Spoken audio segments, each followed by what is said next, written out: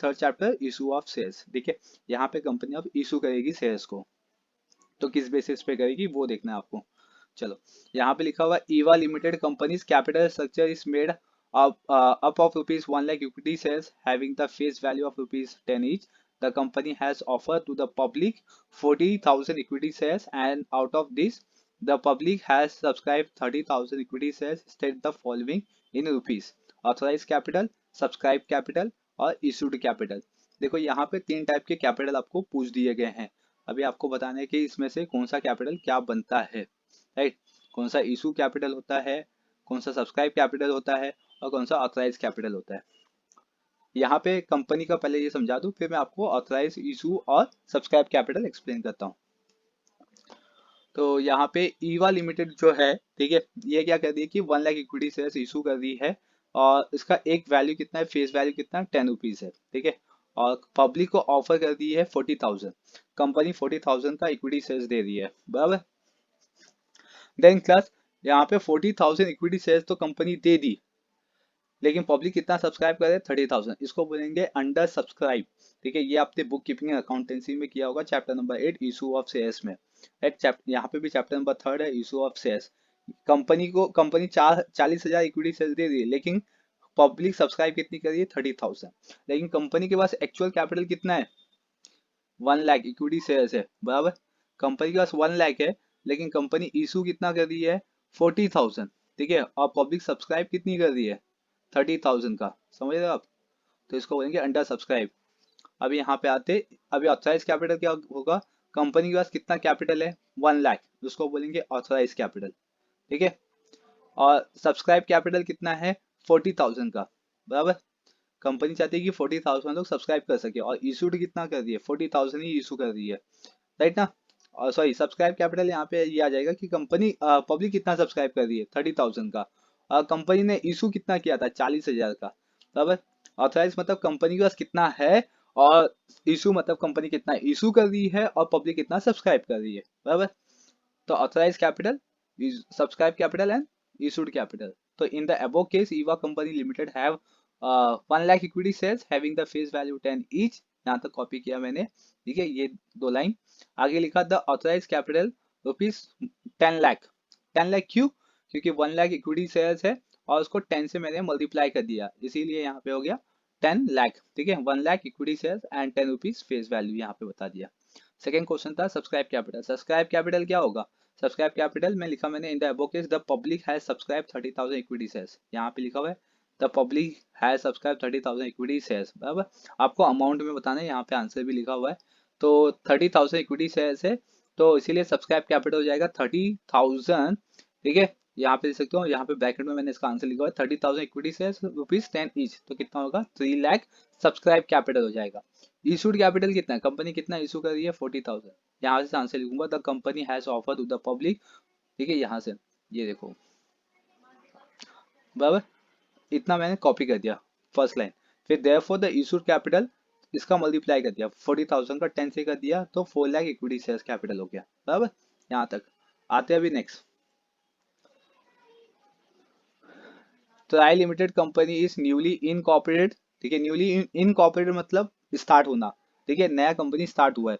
Public company and want to raise capital by the selling equity shares in the public, but board of director are considering various options for this.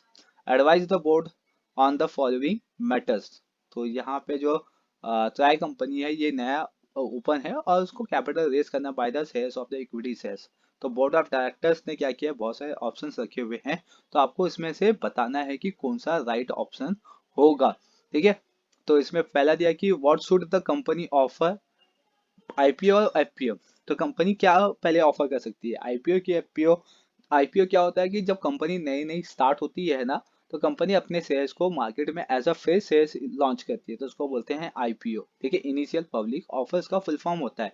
और FPO क्या होता है कि company पहले से ही चल रही है, उसने आईपीओ बहुत पहले निकाल दिया था, स्टॉक एक्सचेंज में लिस्टेड भी है, और वो अपना और कैपिटल जनरेट करना चाहती है, पहले से ही कंपनी है लेकिन फिर भी कंपनी क्या करना चाहती है, और कैपिटल जनरेट करना चाहती है।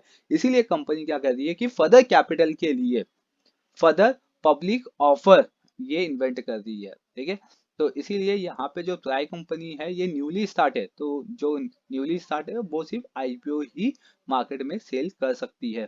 तो इसका आंसर होगा in the above case try company. ठीक है, यहाँ तक मैंने कॉपी किया, पब्लिक तक। ठीक है, ऊपर देख लेना, मैंने यहाँ तक कॉपी किया और लिख दिया therefore the company should offer IPO, right.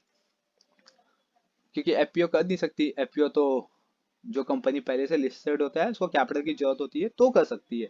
देखिए रिसेंटली अडानी कंपनी ने इसको आईपीओ स्टार्ट किया गया था, लेकिन कुछ रीजन बस, देखिए आपने न्यूज में देखा होगा कि जो हिंडरबर्ग का न्यूज आया था, रिपोर्ट आया था, जिसके वजह से अडानी कंपनी ने इसको कैंसिल कर दिया एफपीओ मार्केट से ही। ठीक है, और जितने इन्वेस्टर थे सबके पैसे रिटर्न कर दिए। चलिए, can the company offer bonus shares to raise the its capital? अभी तो नहीं, क्योंकि कंपनी अभी नई नई स्टार्ट है, तो कंपनी बोनस शेयर्स नहीं दे सकती। बोनस शेयर्स कब दिया जाता है? जब लॉन्ग टाइम तक कोई भी गुडी शेयर होल्डर्स या इन्वेस्टर उनके साथ होता है तो जाके दिया जाता है, लेकिन स्टार्टिंग में कोई भी बोनस शेयर्स कंपनी ऑफर नहीं कर सकती। तो इसका आंसर होगा no, the company can not offer bonus shares to raise its capital. This is because bonus shares are given to existing equity shares and given out of accumulated distribution profit or reserve. Whereas TRI is the newly incorporated, so it will not have sufficient profit to give bonus shares. ठीक है, जैसा मैंने आपको explain किया वो यहाँ पे मैंने लिख दिया हुआ है। ठीक है, आता है भी third. Can the company enter the under writing agreement? Yes, under writing agreement क्या होता है? लीगल एग्रीमेंट जिसको बोल सकते हैं। ठीक है, कंपनी ऑब्वियसली लीगल एग्रीमेंट कर ही सकती है, तो यस इसका आंसर होगा yes. The company can enter the underwriting agreement with underwriter by paying them commission. The underwriter assume the company to take the unsold share, so the company is able to raise its minimum subscription. ठीक है, company क्या कर सकती है? Underwriter के साथ contact आ सकती है। क्यों? क्योंकि कंपनी ने अभी तक कोई भी शेयर्स मार्केट में लॉन्च नहीं किया हुआ है, इसलिए अंडरराइटर क्या करेंगे? वो कैपिटल को अपने अंडर ले सकते हैं बाय द मिनिमम सब्सक्रिप्शंस के थ्रू, राइट। आते हैं अभी second case study. Silver limited company has recently comes out with the public offer through the FPO. ठीक है, जैसे मैंने आपको बताया था अभी अडानी का एग्जांपल देखिए, वैसे यहाँ पे सिल्वर लिमिटेड कंपनी है जो कि एफपीओ में इंटर कर रही है और दे इशू व ओवर सब्सक्राइब, और उनके पास ओवर सब्सक्रिप्शन आ गया है। बोर्ड ऑफ डायरेक्टर चाहते हैं कि वो अपना अलॉटमेंट प्रोसेस स्टार्ट करे, तो आपको एडवाइस करना है बोर्ड ऑफ डायरेक्टर्स को। ठीक है, तो पहला क्वेश्चन यहाँ पे पूछा है एडवाइस करने के लिए, should the company set up the allotment committee? क्या ओवर सब्सक्राइब हो गया तो बोर्ड ऑफ डायरेक्टर्स को सेट करना चाहिए अलॉटमेंट कमेटी को? यस, ऑब्वियसली करना चाहिए, क्योंकि ये ओवर सब्सक्राइब वाला पार्ट है। आपने बुक कीपिंग अकाउंटेंसी में किया होगा, अगर ओवर सब्सक्राइब होता है तो उसको हम एडजस्ट कर देते हैं अलॉटमेंट के अंदर, बराबर। तो इसका आंसर होगा in the above case the board of directors want to start the allotment process, therefore the company must set up the allotment committee. Allotment committee will decide the basis of the allotment and submit the report to the board of directors, right ना? तो allotment committee बैठाने से ये होगा कि वो decide करेगी कि कितना आपको एडजस्ट करना चाहिए और कितने को रिफंड करना चाहिए। ठीक है, और उस पर वो रिपोर्ट बना के बोर्ड ऑफ डायरेक्टर को देगी। सेकंड क्वेश्चन है कि how should the company inform the applicant to whom the company is allotting share? और किस तरीके से जो बोर्ड ऑफ डायरेक्टर्स है, ठीक है, या जो कंपनीज है, वो कैसे इन्फॉर्म करेगी कि हमने कितने लोग को अलॉटमेंट कर दिया है शेयर्स, ठीक है, या अलॉटमेंट कर रहे हैं? तो इसके लिए बोर्ड मीटिंग बुलानी पड़ेगी जिसमें रिजोल्यूशन पास करना पड़ेगा अलॉटेड शेयर्स के बारे में, जो कि आफ्टर पासिंग होगा रिजोल्यूशन, यानी कि बोर्ड मीटिंग में जो रिजोल्यूशन पास होगा, रिजोल्यूशन मतलब नोटिस होगा या जीआर होगा, ये हो जाने के बाद ही सेक्रेटरी क्या करेगी कि एक लेटर बनाएगी। ठीक है, सेक्रेटरी क्या करेगी? एक लेटर बनाएगी या बनाएगा कि लेटर ऑफ अलॉटमेंट इसका नाम होगा, जो एप्लीकेंट को दिया जाएगा, उनको बताया जाएगा, उनको इन्फॉर्म किया जाएगा कि भाई आपको शेयर्स अलॉटमेंट कर दिया गया है। ठीक है, with in what period should the company issue the share certificate? कब तक शेयर सर्टिफिकेट इशू करना चाहिए कंपनी को? तो इसका ऑब्जेक्टिव में भी आंसर आता है कि company should issue the share within the 2 months from the date of allotment. जब से अलॉटमेंट कर दिया उसके 2 महीने के बाद क्या हो जाना चाहिए? उनको शेयर सर्टिफिकेट दे देना चाहिए। ठीक है, next, Red Tubes Limited has made the demand on the shares to pay the balance unpaid amount ₹20 per shares having the face value ₹100 held by them. The company has sent letter asking the shareholders to pay the money to its bankers within the specific time। यहाँ पे पूछा है कि rate to एक company से जो share holders को call कर रही है पेमेंट के लिए अनपेड अमाउंट के लिए, ठीक है, 20 रुपीज पर शेयर है जिसकी फेस वैल्यू 100 है, ठीक है, और कंपनी ने सेंड कर दिया उनको लेटर पेमेंट के लिए, ठीक है, और उनको एक टाइम दे दिया गया है, स्पेसिफिक टाइम। तो are the share holders liable to pay 20 rupees for the shares held by them? क्या शेयर होल्डर्स को पेमेंट करना चाहिए 20 रुपीज जो उन्होंने लेके रखा हुआ है? यस, ऑब्वियसली पे करना चाहिए, शेयर्स खरीदा है तो उनको पैसा देना चाहिए ना। तभी तो, या तो अगर आप पेमेंट नहीं करोगे तो कंपनी क्या करेगी, आपके शेयर्स को फोरफिटेड बना के री इशू कर देगी, बराबर। Name the letter send by the company to its share holders asking them to pay ₹20। Name the letter send, आपको बताना है कि आप जो सिक्योरिटी लेटर बनाएगी उस लेटर का नाम क्या होगा, किस नाम से आपको सेंड करना है, ठीक है। फिर सेकंड थर्ड क्वेश्चन पूछा कि what happen if the share holders fail pay the money within the specific time? तो ऑब्वियसली अगर शेयर होल्डर्स पे नहीं कर पाता है, फेल हो जाता है पेमेंट करने के लिए, तो कंपनी क्या करेगी, उसको फोरफिटेड करके शेयर्स कैंसिल कर देगी, ठीक है। पहला आंसर है यस, ठीक है। तो यहाँ पे पूछा था कि शेयर होल्डर्स को पेमेंट करना चाहिए क्या? यस, करना चाहिए शेयर होल्डर्स को पेमेंट।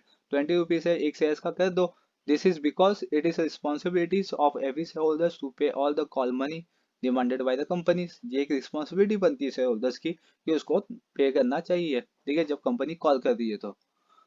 सेकेंड लिखा हुआ है कि नेम द लेटर्स, आपको लेटर्स का नाम बताना है कि उस लेटर का नाम क्या होगा। जैसे कि कंपनी अगर किसी शेयर होल्डर्स को बोलती है कि पेमेंट करने के लिए, तो उसका नाम होगा, ठीक है, कॉल लेटर्स, ठीक है। सेंड, यहाँ पे the company has send a call letter to the share holders for the payment of the call money, तो this is the send by the ordinary post, ठीक है। ये ऑर्डिनरी पोस्ट से यानी कि नॉर्मल पोस्ट से कंपनी सेंड कर सकती है।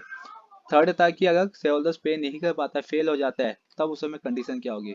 तो उस समय कंपनी उनको वार्निंग देगी, एक वार्निंग लेटर भेजेगी, ठीक है, और कंपनी फोरफिटेड कर देगी शेयर्स को, ठीक है। आते हैं अभी नेक्स्ट, एक्स लिमिटेड, जो कि ये थर्ड चैप्टर का लास्ट केस स्टडी है। एक्स ओन 100 शेयर्स और Y own 500 shares Red Tube का है, ठीक है। और कंपनी ने आस्क मतलब पूछा है या मांगा हुआ है बैलेंस अमाउंट जो 20 रुपीज, जो अभी हमने ऊपर देखा, सेम उसी तरीके से। तो एक्स क्या करता है कि फुल अमाउंट जो डिमांड की है कंपनी उसको पेड कर देता है, और वाई क्या करता है कि नहीं पे कर पाता है। क्यों? क्योंकि वाई का फाइनेंशियल पोजीशन इतना अच्छा नहीं है, इसीलिए उसने मनी को पेमेंट नहीं किया। तो can the company forfeited the shares of Y? क्या कंपनी वाई के शेयर्स को फोरफिटेड कर देगी? यस, कर देगी। कंपनी को मतलब नहीं है कि आपका फाइनेंशियल कंडीशन कैसा है, अगर आपने इन्वेस्टमेंट किया है तो आपको पेमेंट करना पड़ेगा, ठीक है। The company forfeited the shares of x, क्या कंपनी एक्स के शेयर्स को फोरफिटेड करेगी? नहीं। क्यों करेगी कंपनी एक्स के शेयर्स को? एक्स ने क्या किया, अपना फुल अमाउंट पेमेंट कर दिया है, ठीक है। Can x transfer his shares? हाँ, अगर इसने इक्विटी शेयर्स लिया है तो ऑब्वियसली एक्स क्या कर सकता है कि अपने शेयर्स को ट्रांसफर कर सकता है, क्योंकि उसको राइट है। चलिए इसका आप वन बाय वन आंसर देखते हैं। मैं तो एक्सप्लेन कर दिया हूँ, बस इसका आंसर देखते हैं। इन द अबव केस, ठीक है, Y own 500 shares unable to pay any money due to the bad financial position, therefore the company can forfeit it of the shares of Y। Clear? And second था कि क्या company x के shares को भी forfeited करेगी? तो in the above case x has own 100 shares and pay the full amount demanded by the company, therefore the company cannot forfeit the shares of x, ठीक है। क्या एक्स ट्रांसफर कर सकता है क्या शेयर्स? मैं जैसे बताया, अगर इक्विटी शेयर्स होल्डर्स है तो यस कर सकता है, x can transfer his shares. For this x has fulfil the form by the fulfill form for renunciations and have to submit it with the original copy or letter of allotment of the company. After the approval of board, secretary enter the name of the new allottees in the applications and in the allotment list। तो x ने क्या किया था कि जो भी forms थे वो सब फॉर्म फिल करके अच्छे तरीके से, ठीक है, एक बोलते हैं ना, एक ऑनेस्टी और एक कॉटरसीज बेसिस पे उसने क्या किया, एक अपना ईमानदारी दिखाई, और जितने भी फॉर्म थे, जितने भी प्रोसीजर थे, उसको सही तरीके से, देखिए, फिल करके सब कुछ दे दिया। उसने क्या किया, रेन्यूसिएशन फॉर्म जो होता है उसको फिल करके दे दिया विद द ओरिजिनल कॉपी और लेटर ऑफ अलॉटमेंट, कि अगर वो शेयर ट्रांसफर करता है तो जिसके नाम से करता है उसका नाम आ जाएगा, उसका नाम, फिर एक्स का नाम वहां से निकल जाएगा, ठीक है। इस तरीके से एक्स ने इसको फॉलो किया। तो आई क्लास की ये चैप्टर नंबर 3 का केस स्टडी आपको समझ में आ गया होगा।